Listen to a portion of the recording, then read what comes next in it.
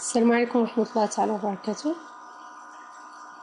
Donc on a vu la définition d'une base, d'un système générateur, d'un système libre et pas suite d'une base. Ça y est.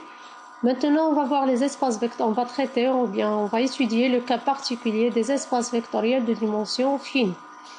Donc on dit qu'un espace vectoriel ou bien un cas espace vectoriel est de dimension finie, cela admet un système générateur fini. Autrement dit, il existe des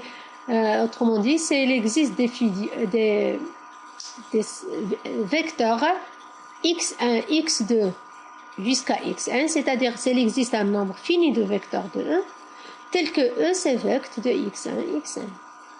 Ça revient aussi à dire que chaque vecteur de E s'écrit comme combinaison linéaire de ces vecteurs-là. Autrement dit, si je prends l'application de Kn vers E, qui est alpha 1, alpha 2 jusqu'à alpha n, l'image c'est la combinaison linéaire de alpha i fois xi, les vecteurs xi sont fixés. Donc j'ai déjà fixé xn jusqu'à xn. Ce qui change ici, c'est le scalaire. Cette application est surjective. Pourquoi elle est surjective? Parce que chaque fois que je prends un vecteur de E, je peux l'écrire comme combinaison linéaire des scalaires. Donc c'est l'image de ces scalaires. Et donc, dans le cas contraire, c'est-à-dire s'il n'admet pas un système générateur fini, on dit que c'est un espace vectoriel de dimension infinie. Les cas particuliers avec lesquels on va travailler dans la suite, c'est le cas espace vectoriel Kn. C'est un cas espace vectoriel de dimension finie. Pourquoi? Parce qu'il admet comme système générateur, on a dit la base canonique E1, E2 jusqu'à En. Kn, c'est un espace vectoriel de dimension finie. Il est engendré par 1, x jusqu'à xn. Mais si je prends l'ensemble des polynômes en général, elle est de dimension infinie parce qu'il n'admet pas un système générateur fini. Le système générateur de k de x, c'est 1x, x au carré, xn, avec n appartient à 1. Ça y est. Maintenant, on va voir un théorème très important. Dans ce cours-là, c'est ce qu'on appelle le théorème de la base incomplète. Donc, j'aimerais bien que vous suiviez la démonstration étape par étape parce que c'est une démonstration très importante.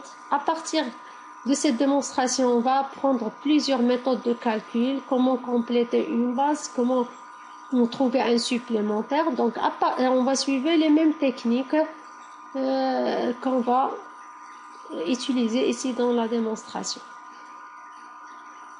Donc, qu'est-ce qu'on veut montrer? On veut montrer que pour un espace vectoriel non nul, qui admet un système générateur fini S, alors, chaque fois que j'ai une famille libre de E, je peux la compléter en une base de E. Ça y est? J'ai un espace vectoriel qui admet un système générateur fini, c'est-à-dire je peux remplacer cette phrase par dire j'ai un cas espace vectoriel de dimension finie, tout simplement. Chaque fois que je prends une famille libre de E, je peux la compléter pour construire une base. C'est ce qu'on appelle le théorème de la base incomplète, c'est-à-dire j'ai un système qui n'est pas nécessairement une base, il est seulement libre. Moi, je vais ajouter à ce système des vecteurs jusqu'à construire une base, c'est-à-dire jusqu'à construire une famille qui est à la fois libre et générateur. C'est ça une base. Donc, la démonstration de ce théorème-là se fait sur deux parties, donc ou bien deux étapes. Dans la première étape, on commence par montrer que chaque fois que j'ai une famille génératrice, je peux extraire de cette famille un sous-système qui est une base de E. Vous voyez? Ici, on veut montrer que pour chaque fois que j'ai une famille libre, je peux ajouter des vecteurs, c'est-à-dire compléter, pour construire une base. Là, maintenant, je veux commencer par montrer que chaque fois que j'ai un système générateur,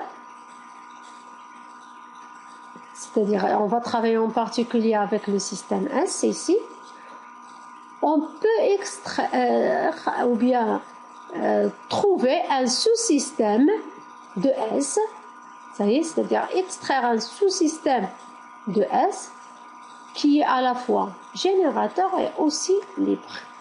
Donc, comment on va trouver ce système? On va poser ici S, c'est x1, x2 jusqu'à xn. On va prendre LS, c'est juste une notation, c'est l'ensemble des sous-systèmes de S qui est libre. D'abord, il n'est pas vide. Pourquoi il n'est pas vide? Parce que E est différent de 0. Ça y est. Donc, le S ici est différent de l'ensemble vide et différent de 0. Parce que si S égale à 0 ou bien l'ensemble vide, vecteur de S va être égal à 0. Donc, E égale à 0. Ça y est. Donc, S ici est différent de l'ensemble vide et différent aussi de 0. De l'ensemble 0. Donc, au moins, il existe un vecteur ici qui est non nul. Ça y est. Donc, il existe un vecteur x qui est non nul. Si je prends le système constitué seulement par ce vecteur, on a déjà vu une propriété que dit qu'un système qui contient seulement un vecteur est libre, c'est seulement si ce vecteur est non nul. Donc, puisqu'il est non nul, alors ce système est libre. Donc, LS contient au moins ce vecteur-là. Donc, elle est non vide. Voilà, le premier résultat est montré. LS est un sous-ensemble de l'ensemble des sous-ensembles de S. P de S, c'est l'ensemble des sous-ensembles de S. Ça y est. Et vous connaissez tous que combien la égale à le cardinal de P de S? C'est 2 à la puissance le cardinal de S. Donc, L de S est aussi fine. C'est-à-dire, je peux poser c'est A1, A2 jusqu'à AP, avec P inférieur ou égal à 2 à la puissance L. Vous voyez? Puisque c'est une famille finie, alors je peux noter NLS, c'est l'ensemble des cardinaux des AI, avec I entre P et N. Ça, c'est une famille.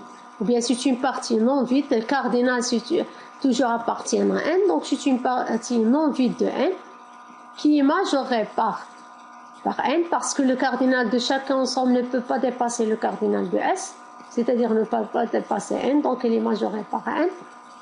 Puisque c'est une partie non vide majorée de N, donc il admet un plus grand élément. Je vais noter K, c'est ce plus grand élément. Ça y est. Et AK, c'est l'ensemble associé. Ça y est, associé à K. AK, c'est-à-dire, est libre. Ça y est.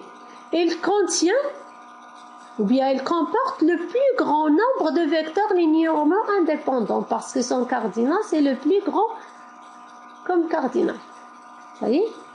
Donc, c'est une famille libre qui contient le nombre maximal de vecteurs libres. Ou bien le cardinal de ces vecteurs est maximal. Donc, qu'est-ce qu'il reste à montrer? On veut montrer que AK nécessairement a une base. Déjà, il est libre parce qu'il reste à montrer que c'est une famille génératrice. Ça y est. Donc, puisque S est une famille génératrice de E, il suffit de montrer que tout élément de S se crée comme combinaison linéaire des éléments de AK. Parce que si les éléments de S se créent comme combinaison linéaire des éléments AK, bien sûr les éléments de E, puisque E c'est vecteur de S, aussi se créent comme combinaison linéaire des éléments de AK. On va poser AK c'est xi1, xi2 jusqu'à xik. Ça y est, c'est juste des notations. Si AK c'est exactement S, ça y est, il n'y a rien à montrer, elle est déjà libre et aussi c'est une famille génératrice d'après les données, donc c'est une base. Si AK est différent de S, ça peut l'être. Donc on n'a pas nécessairement AK égale à S. Donc au moins il existe un vecteur X qui appartient à S moins AK. Je prends AK union S, qu'est-ce que je peux dire? Combien le cardinal de ça? Le cardinal de A c'est K. Le cardinal de celui-là c'est K plus A. Elle est nécessairement liée. Pourquoi? Parce que A, d'après la proposition, regardez, d'après la propriété de A, c'est un sous-système qui comporte le plus grand nombre de vecteurs linéairement indépendants. C'est-à-dire, s'il y a un autre système qui est libre, son cardinal nécessairement inférieur ou égal à K. Donc, celui-là, puisque son cardinal supérieur strictement à K égale à K plus 1, alors il est nécessairement liés. Ça y est. D'après la proposition précédente, regardez quelle proposition. Je vais revenir avec vous à cette proposition. Voilà. C'est là. Si j'ai déjà une famille qui est libre, et j'ajoute un vecteur, donc toute la famille est libre si seulement si elle n'est pas combinaison linéaire des autres. Et inversement, elle est liée si seulement si celui-là s'écrit comme combinaison linéaire des autres. Parce qu'on a une équivalence ici, donc il est libre s'il ne s'écrit pas comme combinaison linéaire des autres. Et il est lié si seulement si il s'écrit comme combinaison linéaire des autres. Donc revenons à notre démonstration. Voilà. Ça y est. D'après cette proposition, puisque les vecteurs de AK sont tous libres, alors nécessairement celui-là qu'on a ajouté s'écrit comme combinaison linéaire des vecteurs de AK. C'est-à-dire X s'écrit comme somme des lambda J, X et J avec J varie de 1 jusqu'à K. Ce qu'on cherche à montrer, c'est-à-dire X, c'est une combinaison linéaire des vecteurs de AK. Donc E c'est vecteur de S, c'est vecteur de AK. Ça y est. Maintenant, on a montré la première étape. Revenons à notre problème du théorème, c'est de montrer que chaque famille libre, je peux la compléter pour trouver une base. Maintenant, la démonstration devient facile. Je prends S', une famille qui est libre de E. Je veux la compléter pour construire une base. Je prends S seconde, c'est S union S'. Qui est S? S, c'est le système générateur de E. Alors, S seconde est aussi un système générateur. Pourquoi? Parce qu'un sursystème d'un système générateur est toujours un système générateur. Qu'est-ce qu'il dit le résultat qu'on a montré dans la première étape? Il dit que chaque fois que j'ai un système générateur, je peux extraire de ce système un système libre et aussi générateur. C'est-à-dire que je peux extraire une base. Ça y est. Cette base doit être précisément le plus grand système extrait et comportant des vecteurs linéairement indépendants. Vous voyez? C'est comme ça qu'on l'a construit. On peut trouver une base qui est inclue dans S2, qui se compose ou bien qui contient le plus grand nombre de vecteurs qui est linéairement indépendant. Ça y est. Donc, puisque S' aussi, ces vecteurs sont linéairement indépendants, puisqu'il est libre, alors il contient nécessairement le système S'. Donc, voilà, on a trouvé une base S qui contient une base qu'on peut nommer B, qui contient le système libre qu'on a noté S'. Donc, dans ce théorème, qu'est-ce qu'on a montré? On a montré deux choses. Chaque fois que j'ai une famille génératrice, je peux extraire de cette famille génératrice une base. Et chaque fois que j'ai un système libre, je peux le compléter pour construire une base. Donc, en conséquence de ce résultat-là, donc, tout espace vectoriel de dimension finie admet une base finie. Ça y est. Notre résultat, soit un espace vectoriel engendré par un système de n vecteurs, alors tout système libre de E a O plus n éléments. C'est-à-dire, si j'ai un système générateur de E qui est constitué par n vecteurs, je ne peux pas trouver un système libre de n plus 1 vecteur. Et ça, parfois, si je reviens aux exercices qu'on a déjà vus, par exemple, si je travaille avec R3, je sais qu'il admet une famille génératrice qui est constituée par 3 vecteurs, donc je ne peux pas trouver un système qui contient par exemple 4 vecteurs et qui est libre. Si je trouve un système qui contient 4 vecteurs, je peux dire directement que c'est un système lié. Pourquoi? Parce que déjà, l'espace vectoriel est engendré par 3 vecteurs. Donc la démonstration, vous pouvez la voir, elle est pas compliquée. Maintenant, on va voir la notion de la dimension d'un espace vectoriel. Donc, dans un cas espace vectoriel E, de dimension finie, on revient à notre définition dimension finie, c'est-à-dire elle admet un système générateur fini. Donc, toutes les bases ont même nombre d'éléments appelés dimension de E. Ça y est. C'est-à-dire, si j'ai un espace vectoriel de dimension finie, on a déjà montré dans le théorème de la base incomplète, donc on peut, puisqu'il admet un système générateur fini, donc je peux extraire une base. Mais cette base n'est pas unique. Je peux trouver plusieurs bases, même une infinité de bases. Mais le cardinal de ces bases est le même. C'est ce qu'on appelle la dimension de E. Et on le note de cette manière, ou bien dit E sur K si on travaille avec plusieurs corps. Dans le cas contraire, on dit qu'il est de dimension infinie. C'est-à-dire, s'il admet une base qui n'est pas finie, c'est-à-dire il admet une base qui est infinie, on dit qu'elle est de dimension infinie. La démonstration est facile ici, donc il n'y a pas grand-chose. Le fait que ce sont des bases, donc les deux sont libres, et les deux c'est des systèmes générateurs. Donc N c'est le cardinal de B, c'est un système générateur et libre. M c'est le cardinal de B', elle est libre et générateur. Donc nécessairement N inférieur ou égal à M. Pourquoi? Parce que ici M c'est le cardinal du système générateur B'. Ici je vais le voir comme système générateur. Puisque B est libre, donc son cardinal inférieur ou égal à la dimension, le cardinal du système générateur. Ça y est, donc N inférieur ou égal à M. Maintenant je vais utiliser le fait que B' est libre et B c'est un système générateur, ce qui va donner nécessairement N inférieur ou égal à M. Ça y est. Donc, les cas particuliers avec lesquels on travaille, c'est la dimension du cas espace vectoriel 0, c'est toujours c'est 0. Ça y est. Pour tout n, Kn de x, l'ensemble des polynômes de degré inférieur ou égal à n, on a déjà vu qu'il admet une base constituée par 1x jusqu'à n plus 1, donc il contient n plus 1 vecteur, donc il est de dimension n plus 1. K à la puissance n est de dimension n, puisqu'il admet comme base la base canonique E1 jusqu'à En, donc le cardinal c'est n. Maintenant, on va voir une partie, ou bien une notion qui a une relation avec les systèmes libres, et tout ça c'est le rang.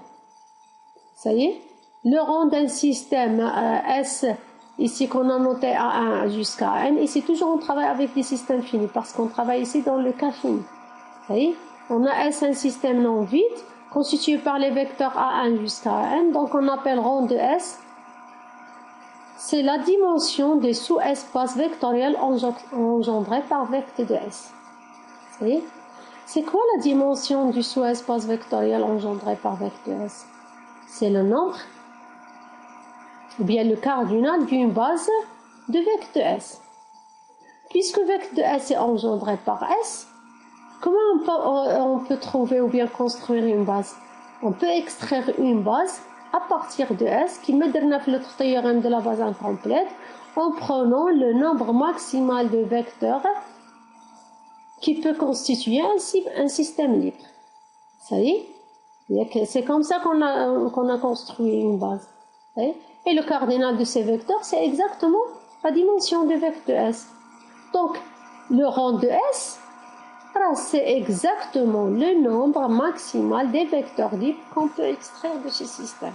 Donc, il y a ici 3 exercices à faire. Donc, on a comment calculer un système, comment trouver le rang. Donc, il y a le premier, le deuxième, le troisième. Vous pouvez les faire et je peux revoir la correction avec vous. Vous allez voir ce genre aussi d'exercices en TD, parce qu'il y a des méthodes qui sont standards. Il suffit de voir la première fois de faire un exercice, les exercices, et vous pouvez l'appliquer après facilement. Ça y est. Donc on a ici un autre théorème. Toujours on reste dans le cas des dimensions, le rang, ainsi de suite. Donc si B a un système de vecteurs qui engendre 2, c'est équivalent à dire que le rang de B est égal à N. Avec N ici, c'est la dimension de. En particulier, B c'est une base, si seulement si elle est à la fois libre et son cardinal égal à N. Vous voyez? Donc ici, si l'engendre, ça veut dire E c'est vecteur de B. puisque E c'est vecteur de B, combien on a dit le rang de B? C'est exactement la dimension de vecteur de B, donc c'est la dimension de E. Vous voyez, donc le rang de B est dans la dimension. Le résultat ici est banal. C'est une conséquence directe de ce résultat, de la définition du rang et de la définition de la dimension. Donc B est une base, donc elle est à la fois libre et générateur. Le fait qu'il est libre, donc son rang, c'est exactement le nombre de... C'est son cardinal. Vous voyez? Ce qui donne le résultat directement. Là, s'il y a un autre résultat, si je prends F, un sous-espace vectoriel de E. Donc, nécessairement, la dimension de F va être inférieure ou égale à la dimension de E. Donc, si je travaille dans R4, chaque sous-espace vectoriel de R4, sa dimension inférieure ou égale à 4. Si je travaille dans R4 de X, l'ensemble des polynômes de degré inférieur ou égal à 4, combien sa dimension? C'est 5. Donc, chaque sous-espace vectoriel de cet espace vectoriel va être inférieur ou égal à 5, ainsi de suite. Maintenant, en général, si je veux montrer qu'un espace, par exemple, E égale à F, avec F, un sous-espace vectoriel de E. Normalement, qu'est-ce qu'on montre? On montre les doubles inclusions. On a déjà une inclusion qui est évidente, F inclus dans E, puisque c'est un sous-espace vectoriel. Mais l'autre inclusion n'est pas évidente et parfois la démonstration demande beaucoup de temps. Qu'est-ce qu'il nous dit ce théorème? Il dit qu'il suffit de comparer les dimensions. Il a dit la dimension de F égale à la dimension de E, je peux directement déduire que E égale à F.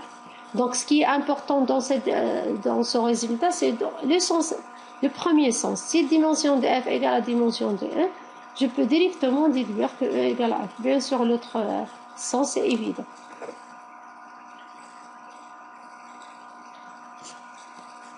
Donc maintenant, si je prends un cas espace vectoriel de dimension finie, alors on a les résultats suivants. Tout système générateur de E contient au moins n vecteurs. C'est-à-dire, si je travaille dans R5, où j'ai un système vecteur qui contient 2 vecteurs, nécessairement, il ne peut pas être un système générateur LH, parce que si c'est un système générateur, il doit contenir au moins 5 vecteurs, ainsi de suite. Un système générateur de E contenant n vecteurs est une base. Si en plus c'est un système générateur, et son cardinal c'est exactement la dimension, alors c'est une base. Un système libre qui contient n vecteurs est aussi une base. Donc si je montre qu'un système est libre, et en plus son cardinal est égal à la dimension de E, c'est-à-dire je connais déjà la dimension de E et je la compare, je trouve que c'est la même chose, alors c'est une base. Ça c'est un théorème très très important. Il va vous faciliter la tâche dans le cas où vous voulez montrer ou bien trouver une base. Normalement, pour montrer que B est une base de E, je dois montrer 2 choses. Montrer qu'il est libre et générateur. Ça y est?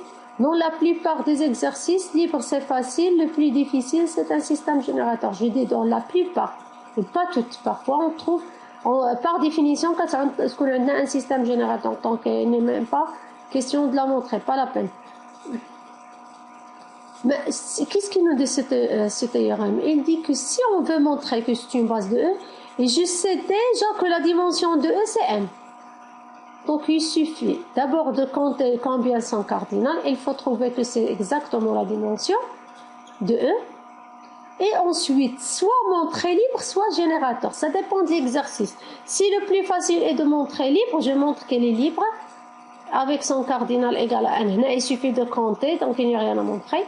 Et je dis donc c'est une base. Il n'y a que le plus facile, c'est de montrer que c'est un système générateur. Donc je montre que c'est un système générateur. C'est-à-dire pas la peine de montrer les deux. Dans le cas de dimension finie, pas la peine de montrer libre et générateur. Voilà par exemple un exemple.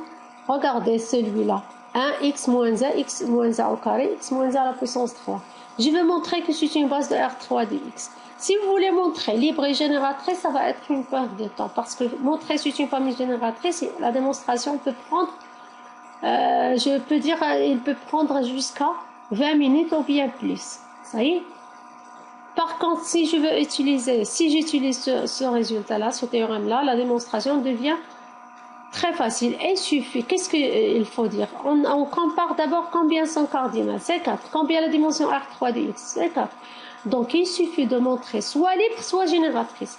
Pour moi, cette famille, le plus facile, c'est de montrer qu'elle est libre. Donc, on va montrer qu'elle est libre. Ça, c'est d'après la Taylor. Si j'ai alpha plus bêta fois x moins a plus gamma x moins a au carré plus lambda x moins 3 à la puissance 3 égale à 0, je peux déduire directement que alpha égale à bêta égale à gamma égale à lambda égale à 0. Même si vous ne connaissez pas la formule de Taylor, vous pouvez développer ici. Et vous pouvez prendre par exemple pour x égale à 1, vous allez trouver alpha égale à 0. Vous dérivez, vous allez trouver bêta plus gamma de x moins 1, ainsi de suite, et vous remplacez x par 1, vous trouvez bêta égale à 0, ainsi de suite. Donc il n'y a pas une seule méthode. L'essentiel, c'est de ne pas montrer les deux, libre avec génératrice, parce que ça va être une perte de temps.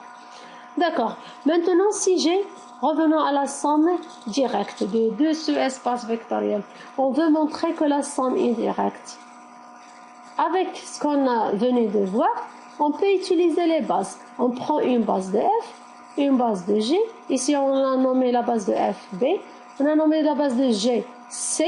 Donc, si je veux montrer que la somme directe, il suffit que je montre que B inter C égale à l'ensemble vide. Parce qu'on lui a dit comment on va la montrer. Il suffit de voir est-ce qu'il y a un vecteur qui appartient à B et C. Ça va? Et ensuite, il suffit de montrer B union C est une base de F plus G, ce qui est facile pour montrer la somme directe.